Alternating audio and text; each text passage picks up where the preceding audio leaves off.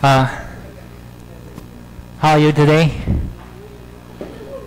Do we have international student here? No? Charleston? No? Okay, good. So let's get started.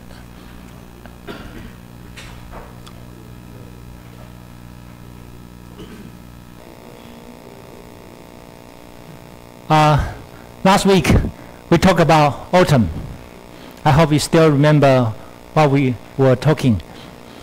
The autumn, you know, we have nucleus, and inside nucleus we have protons and neutrons. And outside the atom nucleus, we have electrons surrounding this nucleus, right? And this is what we call atom. So if you have different numbers of the proton, that means we can address this atom as an element. For example, like carbon, boron, nitrogen, oxygen. So if you have different proton numbers inside this atom, or to be precise, inside the nucleus, then we have different elements. Okay.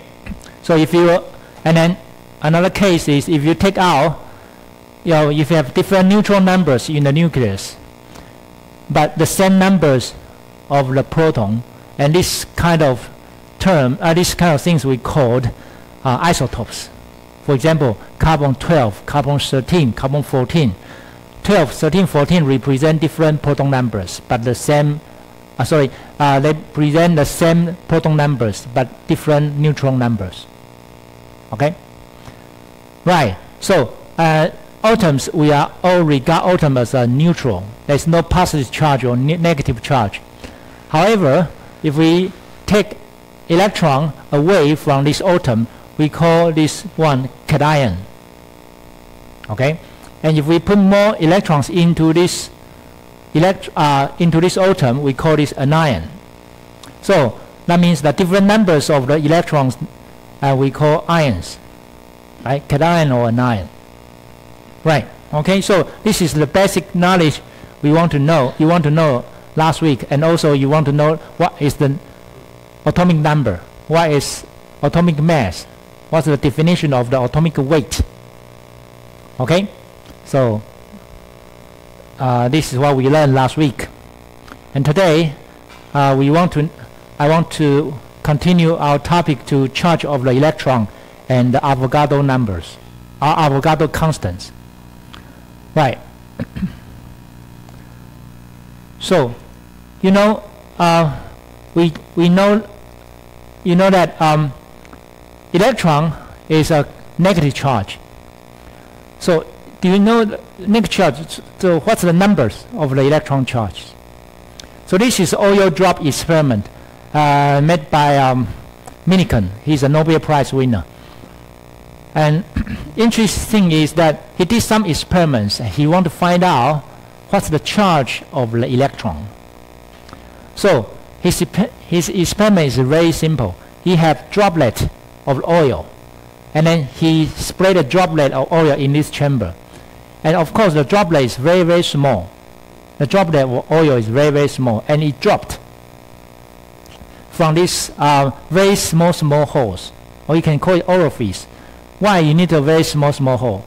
Because we don't want the big droplet go through this channel, and then we only want very small droplet go through this channel, and also we want this droplet go through this in this direction, not other directions. So the droplet which can pass this orifice or this small hole will drop through this direction. And at the same time, we apply this two parallel plates several hundred voltages. That means we give a very high voltage. And then in this case, the droplet will be charged. An interesting thing is that the Millikan used microscope to observe this droplet. He find out the droplet stopped in the middle, somewhere here. It doesn't go up or it doesn't go down, or sometimes it goes up, sometimes it goes down anyway. But he found out some of the droplets stop in the middle. So he started to calculate using this simple equation, because if the droplet stop in the middle, that means something is equal. That means the force let the droplet goes down, and the force the droplet goes up will be equal. So the droplet go down will be because of gravity, right? So gravity will be mass times gravitivity. And the droplet goes up. For example, you have this is negative charge or positive charge. Negative charge surface, for example. This is Q. Q is that number of the charge, right? E is like what? E is what? Electrical field. So these two will become equal. And according to this simple equation, he find out that you can get this. You can get the charge of the electron using this equation. Okay, so let's see the video here, which is easy.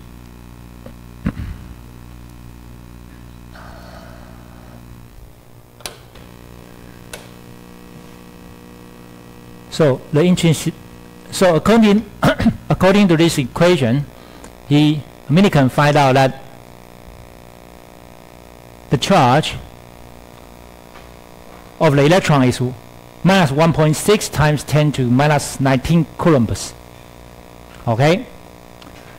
And interesting thing is the charge on a single electron. This is single electron. He found out that this is 1.6 times 10 to minus 19 coulombs is a basic number. Okay? And then he found out that you can find the charge is 2.0 times 10 to minus 19. Or you cannot find out the charge is 0.9. Okay, 10 to minus 19 coulombs. No, it's always multiple of this number. It can be 1.6 times 2, 1.6 times 3, 1.6 times 5, 10. There's no charge 1.6 times 0.5. No. So this is the first time scientists realize this charge is quantized. You know, this is the beginning of the quantum mechanics. Everything is quantized. So the charge of the electron is quantized. It's always 1.6 times 1 times 2, 3, 4, 5, 6, 7. Okay? So what is quantized and quantization, or is unquantized? The quantized is that this is a step, right? Yes, step 1, step 2, step 3, 4, 5, 6. There's no step 1.5. Okay, but in this case, this is not unquantized because there's no step. So you can have 1, 1.4, 1.5, 1.6, 1.7, 2, 3, 4, 3.5, something like this. So this is a kind of discrete height. So this is the first beginning of the quantization found by Michigan. He realized that the charge of electron is quantized, which is very important. And we are going to learn this very soon. These are some details for the calculation of the charge. So I don't want to waste your time. So please read this by yourself. Right. So another question is, we all know that the Avogadro number, which is 1 mole of the atoms, 1 mole of the atoms is about 6.02 times 10 to 23 atoms, right? So how do you get this number? So Faraday, he used electrolysis to realize how many atoms in a mole. So this is a simple experiment, which is electrolysis. The silver in the solution, the salt of silver, for example, silver chloride, okay, in the water will become silver positive charge and the chlorine negative charge, right? So if you use electrolysis and silver cation get 1 electron will become silver atom. So use this simple equation, you realize that we understand Q equal to I times T. This is current times time, right? This is charge. So if we want to measure, if we have an electrolysis, we can measure the weight of the silver. For example, 1 mole is 107 grams of the silver. So this is 1 mole. So as a result, we got this equation 1 here. So 1.7 grams of the silver will become 1 mole, right? And then when you use this, when you got 1.107 grams of silver, and you can calculate the charge you have. And here is about 96485 coulombs. So this is the charge. So 1 mole, which is 107 grams, you can get this charge. Okay? So, and according to the Dominican experiment, the 1 charge is minus 1.6 times 10 to minus 7 coulombs per element charge. An element charge here, which is 1 atom, right? 1 atom. So you have equation 2 here. So if you divide it by, if you have equation 1 divided by equation 2, you got this number, 6.02 times 10 to 23rd atoms per mole. So this is how we get how many atoms in 1 mole, how many molecules in 1 mole. Okay, so this is how we get, and this is made by this is done by a French scientist called Perrin. But why we don't use Perrin number? We use this is what we call Avogadro number. Avogadro number because Perrin want to honor the Avogadro. That's why he used this number. Okay, he doesn't use his name, Perrin number. He doesn't use my name, Yuan Yao number. Okay, he used Avogadro number, and of course he got Nobel Prize. Okay, because he's very good. Anyway, these are all great scientists. Right. Okay. So this is the summary of the fundamental concepts I just introduced to you, and this also I just told you. Right. So now let's move to the section 2.3, electrons in atoms. The first important thing is, if we talk about nucleus, that's particle physics, what they need to do, what they need to study. But if you want to know the electrons in the atoms, chemistry. Okay. So there are 3 important topics here, and the first one is atomic model, and second one is quantum numbers, and third one is electron configurations. Some of the topics you have learned when you are in high school, so I hope this is not that difficult for you. Okay, of course we start from the very simple and very beginning of the topic. So atomic model, first one. Right, that's very important. It's Bohr atomic model, right? And wave mechanical model, and electron energy levels and states. So what is the birth of the atomic model? So this is John Dalton in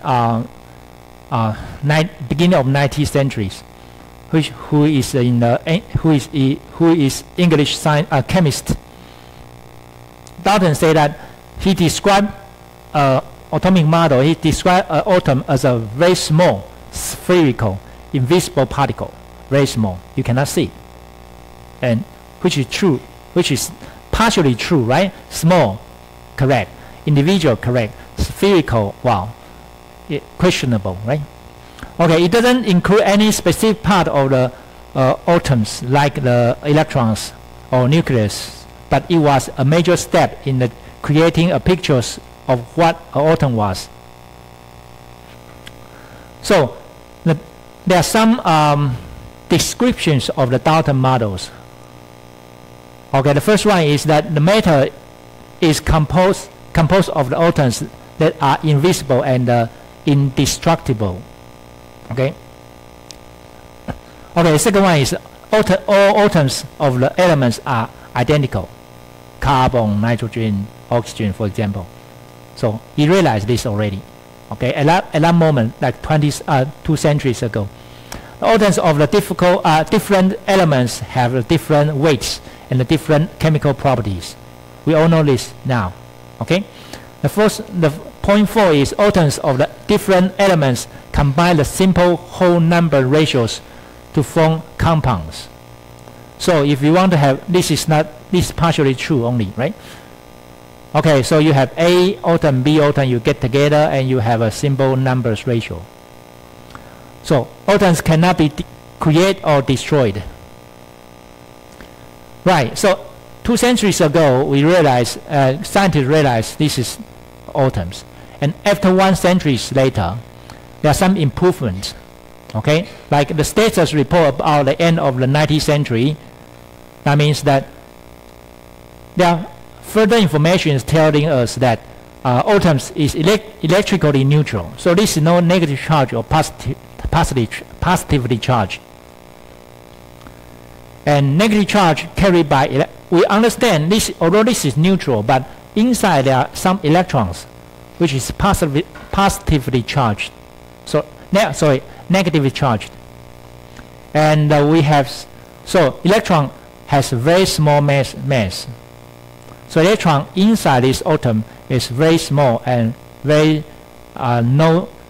almost negligible mass and negative charge. And they realize that the bulk of the atom is positive. So electron inside and small and charged, but the majority of this atom is positive charge. And most masses raise the positive charge. So the the mass is charged and inside this atom. So now, important thing is we need to create more than 1 century ago, we need to create the model of the atoms. So what is the spectral distribution of the charge inside the atoms? Where is the electron? We know that this is a positive charge body, but where is the negative charge? So this is the first model, which what we call Plum-Pudding model. He's a British scientist, physics. Do you have any idea about plum pudding? This is plum pudding. When I was in England, I did my PhD in England, and I have plum pudding. This is plum pudding. Inside, you have plums inside, like seed, raisin inside, 葡萄干, and the main body is cake. It's a cake. So we call this plum pudding. Plum pudding. Okay, what is plum pudding? So in the Christmas in England, everybody eat plum pudding, like Christmas pudding, Christmas pudding, and they put brandy on the top, and they flame it and make it very beautiful. But be honest, this plum pudding is not easy. It's not nice to eat. It doesn't taste good. Okay, I like Christmas pudding in Japan. It's very tasty, but plum pudding in England is not good. Anyway, I'm sure you don't like it. If you get used to a Taiwanese cake, you don't like it. But this is a very traditional pudding in England. Okay, so I did see that what is. Anyway, this is the way of Christmas.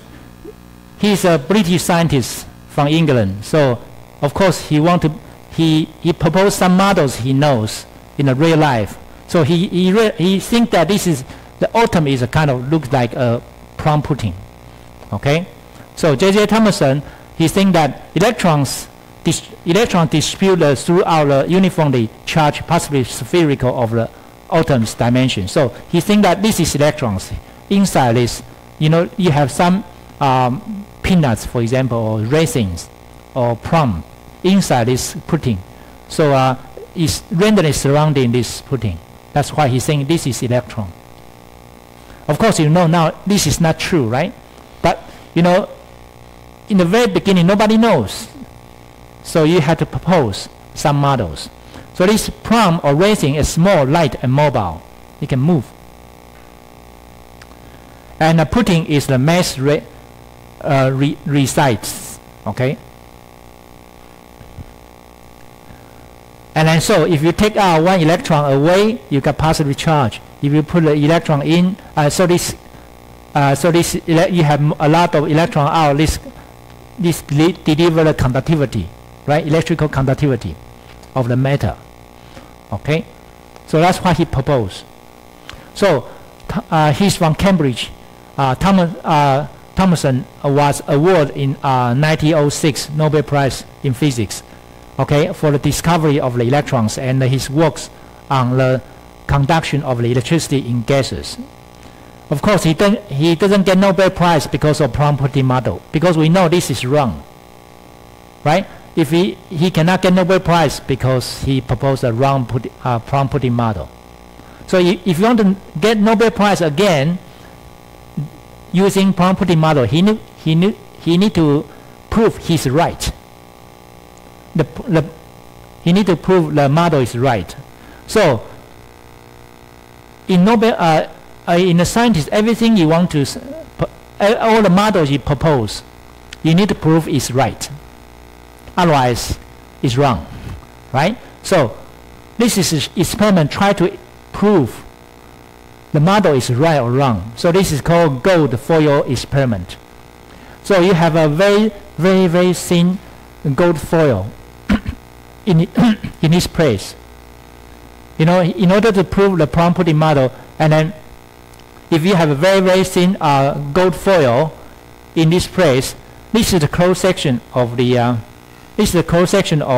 this gold foil. For example, if this is a very thin gold foil, we might have, for example, 5 atoms from here to here, or 4 atoms from here to here, which is very, very thin, right? So that's why we don't want to use thick foil. We want to use a thin foil, and we create this is called alpha particle. Alpha particle actually is helium-2+. You know, the atomic number of helium is 2. So you have 2 electrons, 2 protons, right? So if you take 2 electrons away, you only have bare nucleus. So bare nucleus is very, very small. We know that bare nucleus is very, very small. So this alpha particle will shoot from this box through this orifice slide. Again, I want to tell you is because of coordination because we want to let this alpha particle shoot from one single direction. So you need to have orifice, yeah. Okay, and then shoot this gold foil, and we want to know prompting is true or not. Because if prompting is true, this alpha particle will stop in this prompting, right? Or because all the heavy mass is inside this body, so the alpha particle will come back directly. Okay, so important thing is that or scattered. So not many alpha particle can go through this because all the mass is inside this prompting. Okay, but unfortunately, after experiment, scientists realized most of the alpha particle go through this gold foil and hit this A position, not B or C. Okay, so they realized the Thomson's prompting model might be wrong. It's not correct. Okay, it's not correct. So gold foil experiment actually is not done by Thomson. It's another scientist from New Zealand. Okay, he born in New Zealand, but he worked in Manchester, in England. At that time, you know, 2 centuries ago, most of the scientists are from Europe, not from United States.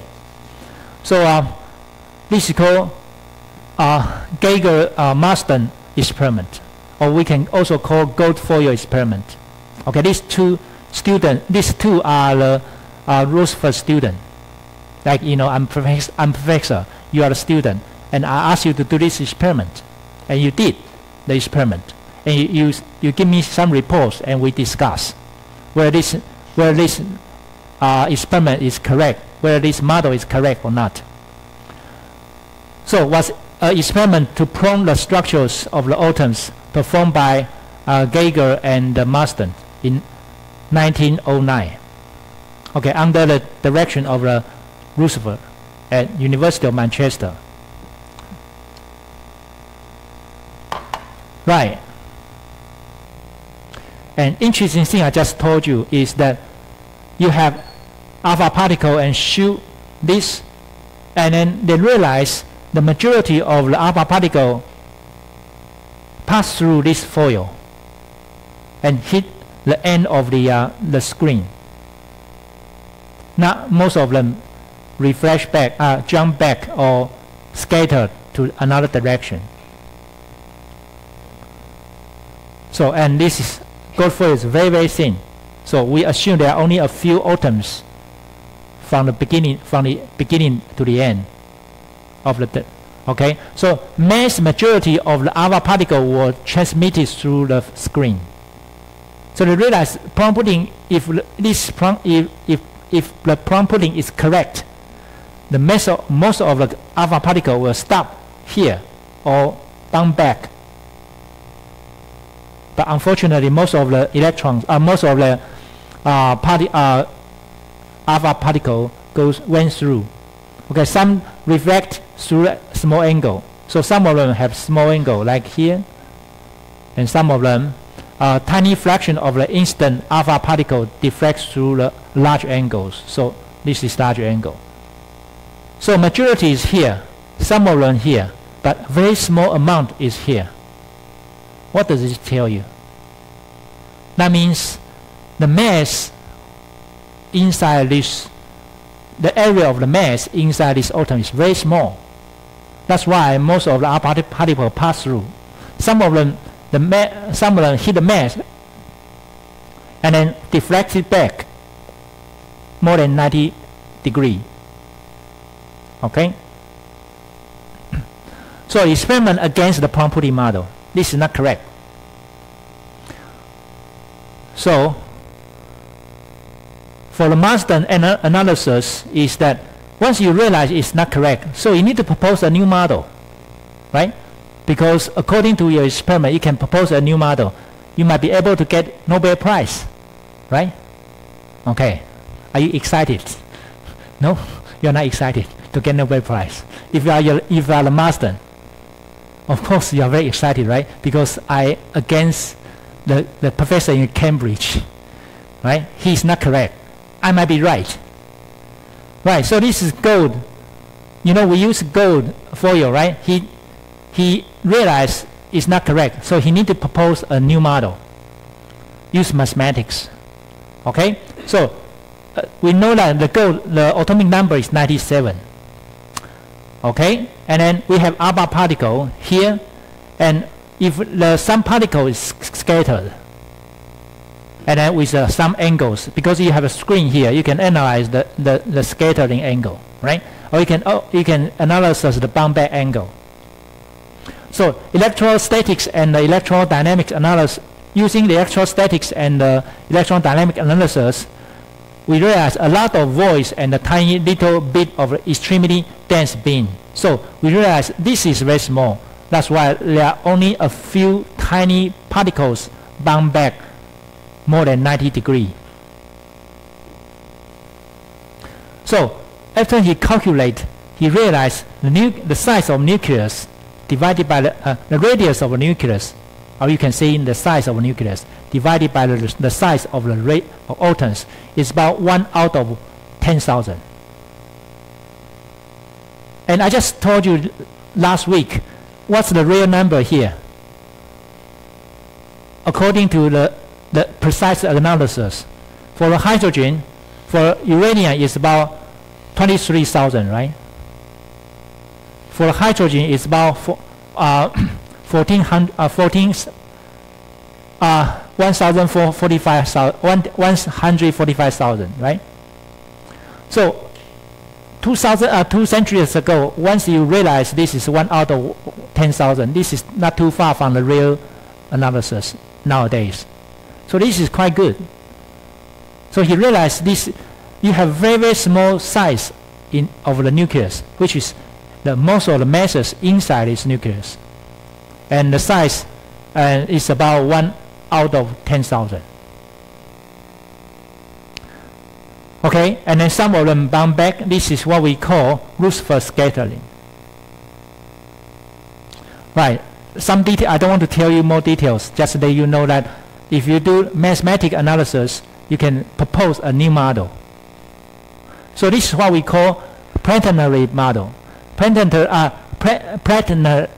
model. Planetary model means that you have nucleus in the center and very, very small, and some others are most of the space are empty, and electrons inside this empty place. So unexpected results of the experiments demonstrated for the first time the existence of the atom nucleus. So this, the Madison say, the Rutherford model tell you that you have existence of the atomic nucleus and also electrons, leading to the downfall of the plum pudding model of the atom and the development of the Rutherford model. In another hand is planetary model. Planetary model, okay? And Rutherford was awarded of the Nobel Prize in Chemistry in 1908 for his investigation into the disintegration of the elements and the chemistries of the radioactive substance. Again, Rutherford doesn't get Nobel Prize because of this model, because he need to prove it's right. Right? He get Nobel Prize because of another matter, because things which is true, radioactive substance or chemistry of the radioactive substance. So he didn't get Nobel Prize because of planetary model. Why? Well, these are some comparison of Thomson model and Rutherford model, just for your information, okay? So, why?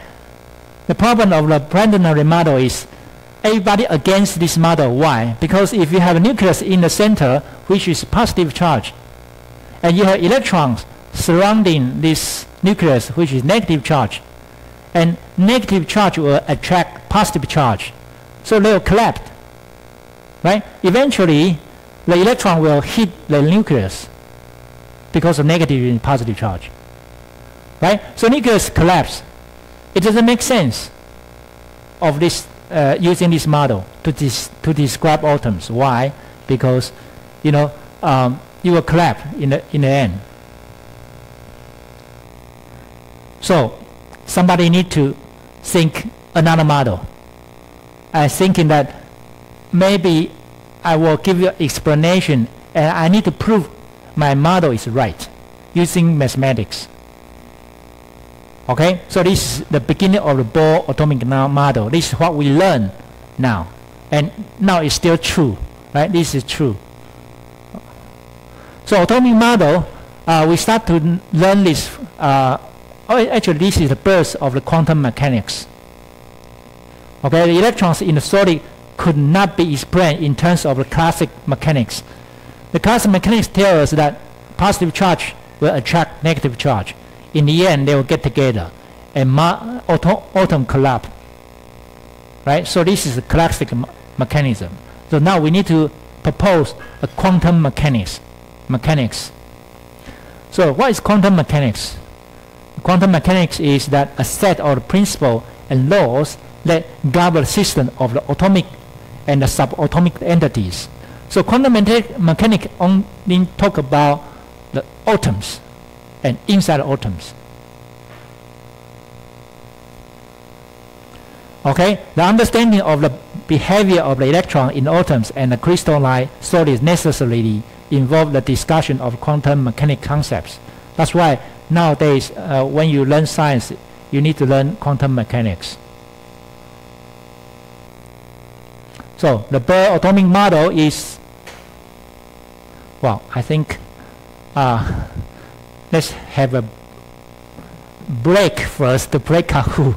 I think I forgot to I think I want to finish this topic, Bohr atomic model. So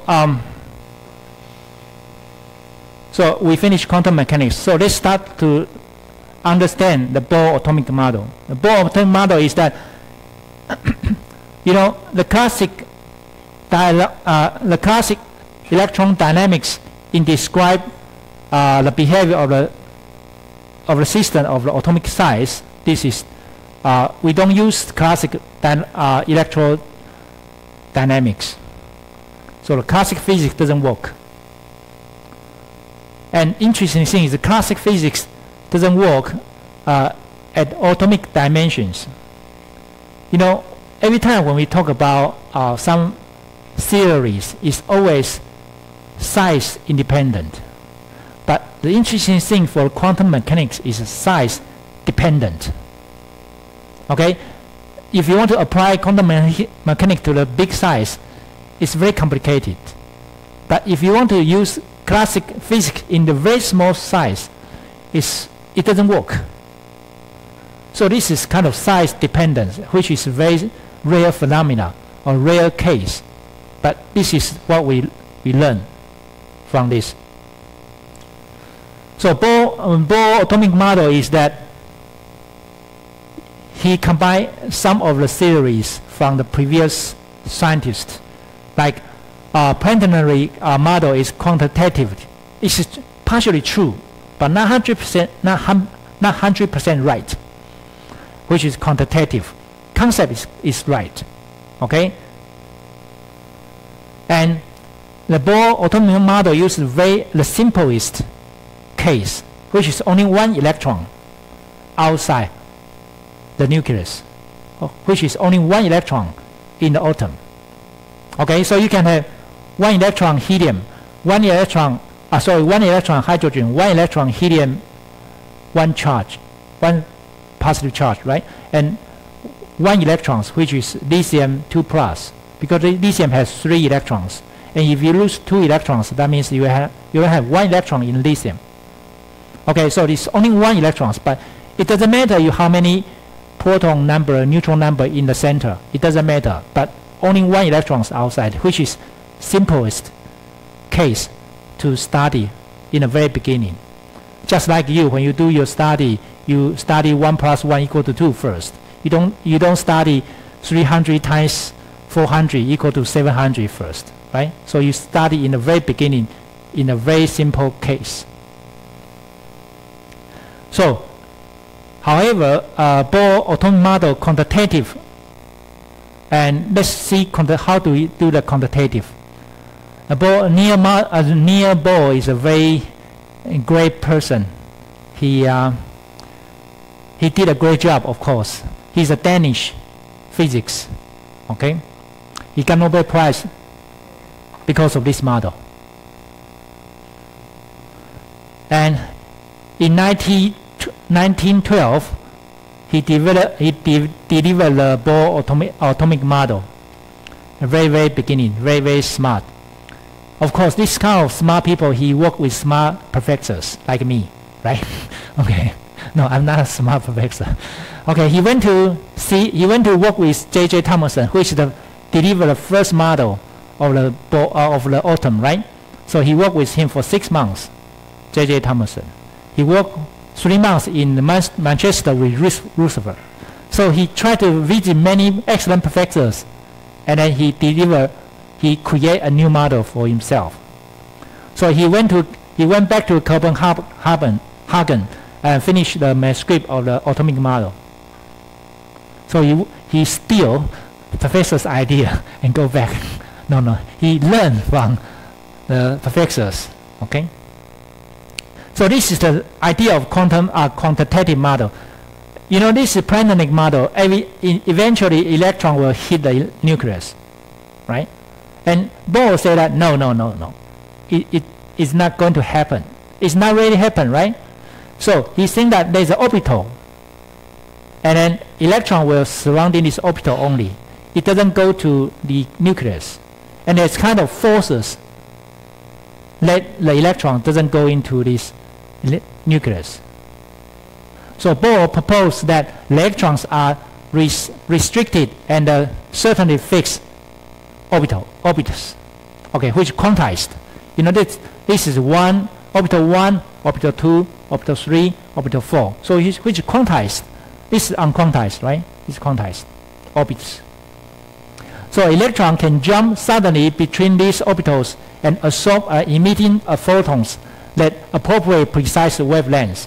So this electron can jump from low energy level to high energy level. It can jump from high energy level to low energy level with the energy exchange by a wavelength, by a photons. So energy can change to energy of the photons. Okay? So does anybody believe him? No, nobody believe him. You need to prove this is right. Otherwise, you're gonna trigger Trumpo. Nobody believe, right? Okay. So he did some postulates, and he need to use mathematics to calculate and to prove I'm right.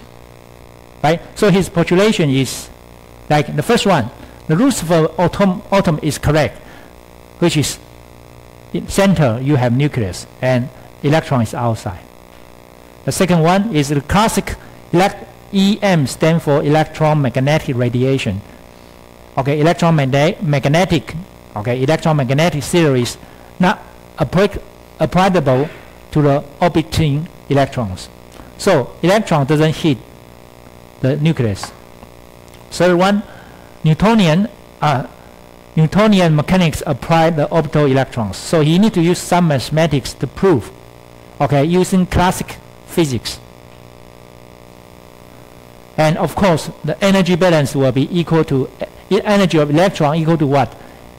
The kinetic energy of the electron plus the potential energy of the electron. And then this is the postulate number 5 is the important thing, is that the electron energy is quantized through its angular momentum, L. When you are in high school, L equal to mvr, right? mvr, mass, velocity, radius, and equal to what? He said that this angular momentum is equal to n, which is 1, 2, 3, times h, which is Planck constant, divided by 2 pi. So what does that mean? N is 1, 2, 3. So this h times 2 pi divided by 2 pi is a constant. So L is what? Quantized. Because this number times 1, 2, 3, 4. This number doesn't times 1.5, 1.3. No. Only 1, 2, 3, 4. So energy is quantized. Okay? Number 6. This electron jump in or jump out is according to the Planck-Einstein relations applied to the electron transition. So delta E means that the final position of the electron, the energy in the final position of the electron will divided by energy in the very initial position of the electron, right, is equal to h times mu. H times mu, h means Planck constant, c is speed of the light, divided by what? Lambda. Lambda is wavelength of the proton. Okay, of the proton, of the light. Okay, according to these six postulates, he started to create his model, not only by talk. These days many people in the television, they only talk. They don't use mathematics to prove they are right. And scientists, another way of scientists is they use mathematics to prove they are right. Okay, so electrons energy. Let's assume the electron energy. So this is one electron system. Okay, one electron. You have many protons and neutrons in the center. Doesn't matter, but you only have one electrons. And we know that this is, of course, this is not to scale. You understand, nucleus is very small, and electron is very far away from the nucleus. But I cannot draw like this in this slide. So I just let you know that back something like this. So this is the radius r, right? And then you have positive charge. I just told you that it doesn't matter. We don't know how many proton numbers inside this nucleus, but we know Z, right? Z, we know proton is positively charged. So E times Z. Z is the what? Atomic number. So how many protons? If you have 7 protons, you have 7 charges, positively charged in the nucleus. Okay. However, you only have 1 negative charge as an electron. Okay. So let's use the postulate number 4. The energy of electron equal to the kinetic kinetic energy plus the potential energy. So what is the kinetic energy of the electron? Classic physics, right? Half times mass of electron times the velocity. This is easy, right? Plus what? This is the potential energy. I don't need you to remember this. You don't need to remember this. Q1 times Q2 divided by 4 pi epsilon 0 r. Epsilon is the permeability of vacuum. And what is Q1? Q1 is here. How many positive charges? Q2 is how many negative charges? And this 4 pi epsilon r. R is what? R is the distance between the atoms, between the nucleus and the radius, right? And 4 pi epsilon 0 is a constant. So you rearrange this equation, and according to the permeability of vacuum, using this speed of light inside this, so you get this equation. You get this equation. And please remember that this from positive charge to become negative charge. Why? Because this is positive charge, this is negative charge. So if you put the Q1, Q2, you replace Z, E times Z times E minus, this will become negative symbol here. Okay? So you got this is what we call equation 1. Equation 1. Right. Okay.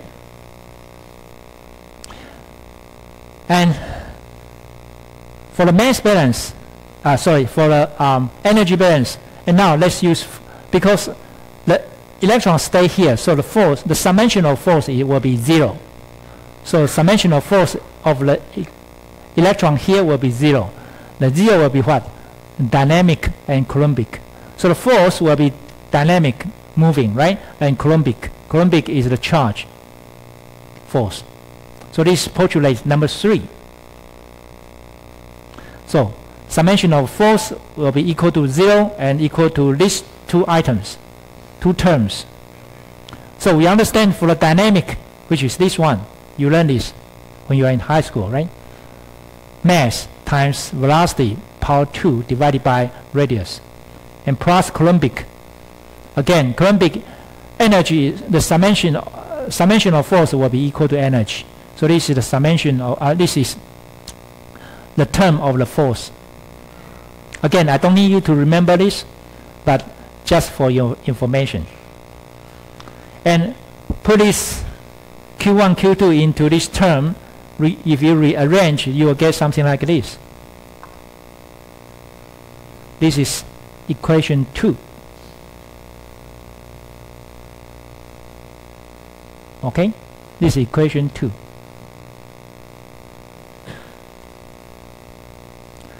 Right.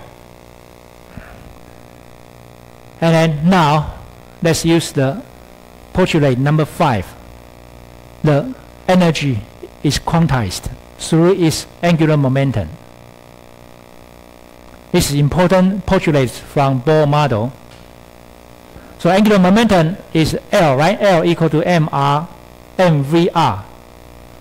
So mvr equal to an integer number times Planck constant divided by 2 pi. Okay? And this is equation number 3. Equation number 3. And you might ask, Professor, why Bohr can propose angular momentum is quantized? Why he know this is the number? He's a genius. He's a genius. And then once he make this, and sooner or later somebody use another direction to prove he's right. He's right. Okay? But anyway, so far let's just believe this number, this term here. Okay? So 3 equations. Number 1, number 2, number 3. Can you realize something? Can you realize something? If you have 3 equations, and how many unknowns here? How many unknowns here? Is this unknown? No, you know the mass of the electrons. Is this unknown? Yes. Velocity, you want to find out the speed of this electron, right? You want to find out that this one. This is one first unknown. Is this unknown? No, this is not unknown. No. Is this, as I just told you, 4 pi epsilon 0 is a constant. Is this R unknown? Yes. You want to find out what's the distance between the electrons and nucleus. So there are two unknowns here, velocity and radius.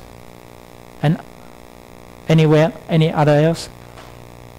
Yes, energy, right? You want to find out energy. So there are 3 unknowns here. 1, 2, 3. Energy, velocity, radius. How many unknowns here? You know, force is 0. No, it's not. Velocity, radius. Radius. The same as this, right? Velocity and radius. How many unknowns here? Velocity, radius. This is not unknown, right? This is constant. Right. So if you have 3 equations, 3 unknowns, can you solve the equation? Can you get the unknowns? Yes, you can, right? Okay, good. So I don't want to do the mathematics with you. So if you have 3 unknowns, you have 3 equations, then you realize, yes, you can get these 3 unknowns.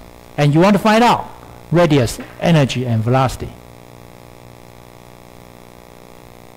So this is the answer of the radius. R equal to this one times n power 2 divided by z. So why is this? You know, if I have a blanket here, these are all constants. You know, we know the mass of the electron, we know the charge of the electron, right? And Planck constant, epsilon, pi, they are all constants. So R is related to what? R is related to the function of the z and the n. But if you know that z is equal to 1, which is hydrogen, that means R is a function of n. N is what? Integer number 1, 2, 3, 4, 5. So radius is quantized. It's quantized. Z is 1, 2, 3, 4, 5, right? Okay, so radius is quantized.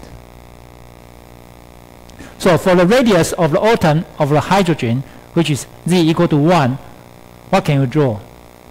So for example, you have radius here, and you have nucleus here, and you have radius, you have electron here, and R1, if you have n equal to 1, that means n equal to 1, that means R1, right? R1 will equal to what? R. Am I right? If n equal to 1, then R will become R1. If n equal to 2, if n equal to 2, that what will be B? N equal to 2, R will become 4R1. Right? Or become 4R. If n equal to 3, that means what? R will become 9. R3 will become 9R. Right? Right? R1 equal to R. R2 equal to 4R. R3 equal to 3R, 9R. So the R is a proportion to n power 2. Okay? It's not 1, 2, 3, 4. It's 1, 4, 9, 16. Okay? So this is n equal to Z equal to 1. N equal to 1. N equal to 1 is what we call ground state. Okay? And electron can be here, can be here. So this is quantized. Right? R, 4R, 9R. And of course, we can calculate, because these are the constants, Z equal to 1, N equal to 1, and these are constants. So you can calculate R is equal to what? 0.529 angstroms. We call A0. Or you can just remember 0.53. Ladies and gentlemen, I want you to remember this number in your Kahoot or whatever, in your midterm exam. So A0, which is the basic number, is 0.53 angstrom. Okay. So this A0, what we also call is Bohr radius. Bohr radius. The Bohr radius. Okay. So what happens if Z is larger than 1? This will replace hydrogen to become lithium, helium, or carbon, for example, but only 1 electrons. So Z equal to, if larger than number 1, so you put Z here. So you put A0 here, right? You put A0 here. So R is a function of N and also Z. And then, as you know that R is the reciprocal of Z. If Z increase, R will decrease. What does that mean? If we have more proton numbers, then this R will smaller. Like this. If we have more proton numbers, this radius will closer to the nucleus. It makes sense, right? If you have more positive charge, a negative charge will be closer to a positive charge, right? Okay, it will be pulled into this, to the center, right? That because of what? Because you have more positive charge in a nucleus. So if Z increase, radius decrease,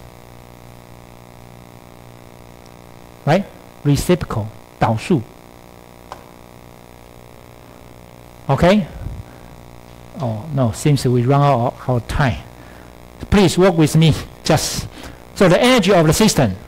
Let's see the second, the radius, right? The second one is energy of the system. Energy of the system is equal to, once you solve the equation, you got something like this, which is minus and Z power 2 divided by N power 2. So you understand, again, energy is quantized. It's quantized. And then, if you do the calculation, this is the a constant, right? So you use this as a K here, K here. So E equal to minus K Z times Z power 2 divided by N power 2. And K you can calculate as a constant, which is 2.18 times 10 to minus 18 joule per atoms, or equal to 1.312 megajoule per mole. These are all the unit of the energy, And here I want to introduce you a one unit of energy called electron volt, electron voltage. And ladies and gentlemen, I want you to remember K equal to 13.6 electron volt. Please remember this. These are too complicated, but electron voltage, which is easy number to remember. So the Bohr radius is 0.53 angstrom. The K is 13.6 electron volt. Okay, so this is the, so everything is quantized. Start from 13.6 electron volt. So now we have electron energy diagrams. Energy, according to this, we can have electron diagrams. What's electron diagram? Because this is the negative sign, right? Negative symbol here. So energy 0 will be the largest. 0 will be the largest, which is electron is free. There is no energy between nucleus and electrons. Electron is free, we call free electron. So electron can go anywhere because there is no energy bound by electron, by nucleus. And here, if Z equal to 1, what is the lowest energy? Is Z equal to 1, what is the lowest energy? 1, right? Okay, N equal to 1, that will be minus K. How about energy 2? How about quantum number 2? N is equal to 2, what is what? Which is closer to 0, but not to scale. Which is 1 out of 4, 1/4 K, right? And at N equal to 3, if you put a 3 here, that will be what? 1 out of 9. 1/9, right? Okay, and equal to 4, 5. So this energy line will be very more denser and denser, close to the energy equal to 0. Okay, so I want you to remember this. So n equal to infinite, that means 1000, whatever. Okay, and it's almost 0. So you have free electrons. So this is what we call ground state, excited state, and free electron. Right. So free electron means what? Atom has become ionized, become ion.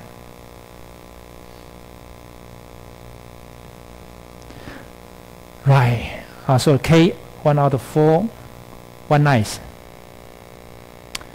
Right. So the energy transition of electron is quantization. Is that, you know, n equal to 1, 2, 3, 4, 5. So electron can jump from 1 to 2, can jump from 1 to 3 to 4, but electron cannot jump from 1 to 1.5. No. So this is not the forbidden transmission. Okay. So this is quantized. Energy is quantized.